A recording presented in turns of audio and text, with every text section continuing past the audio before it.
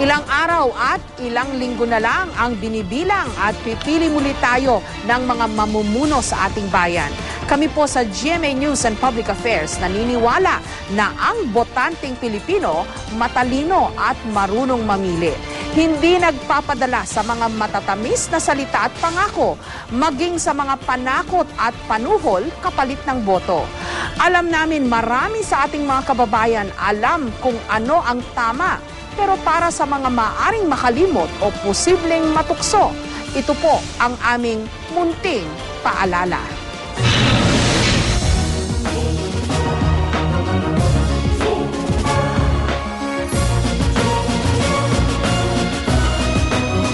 Dahil sa dulo, bawal ang kakamot-kamot sa katanungan.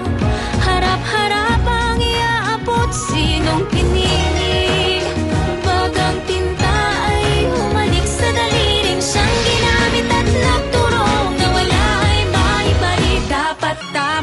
Natin ang tama. Ba't hindi natin ginagawa? Paulit-ulit na lang na ito ang bagong simula. Simula ng simula. Bakit walang natatapos? Ilang beses nang nangako, ilang beses natako. Pag tayo nagsama-sama, lahat ay malalampasan. May mas maayos na bukas para sa ating mga anak. Ang unang hakbang ay piliin ang tamang nakatatak na pangalan sa balota. Huwag na tayong magpauto na sa atin ang kapangyarihan. Pag tayo ang kumibo, nanggigigil mong itigil ang pagsisi sa sutil na nasa pwestong di ka nakilala kapag siningil sa lahat ng kanyang pangakong patagal ng patagal. Kung di tayo kumbinsido, huwag na natin dahil ihalal. Sa dulo, bawal ang kakamot-kamot sa katanungan.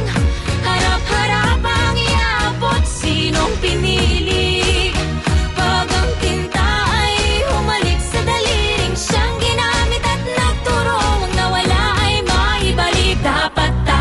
Dapat tama, sa isip at sa salita. Sama-sama nating itama ang mali. Huwag na tayo magreklamo. Balikat na magkakaabay, hindi tayo susuko. Dapat itama natin ang gabay, huwag na tayo magreklamo. Itaas sa kamay ng gusto ng pag-asenso. Balikat na magkakaabay, hindi tayo susuko. Malakas na boses, sabay-sabay mangako. Taas ang kamay ng gusto ng pag-asenso.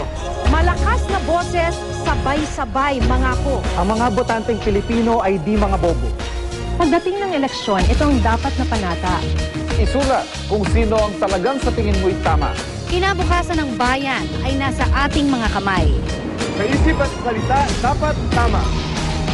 Lalong-lalo na sa gawa, nang ang bayan natin makabangon muli. Sa araw na napakapihira lang dumaan, dapat sa may katuturan, huwag kang mag-aalangan. Nahawakan ng lubid na siyang nagsisilbing tulay. Gisingin natin ang tulog, tuloy-tuloy na mag-ingay. Nang malaman ng lahat, sumigaw sabay-sabay. Kinabukasan ng bayan ay nasa ating mga kamay. Sa dulo, bawal ang kakamot-kamot sa katanungan. Harap-harap ang iaabot, sinong pinili. Pag ang tinta ay humalit sa daliring siyang ginamit at nagturo na wala ay maibalik. Dapat tama Sa isip at sa salita. Dapat tama Lalo na sa gawa, sama-sama Sama nating itama. mali na kamayan natin makabangon muli. Dapat tama Sa isip at sa salita. Dapat tama Lalo na sa gawa, sama-sama Sama-sama natin itama ang mali. ang bayan natin makabangon muli. Dapat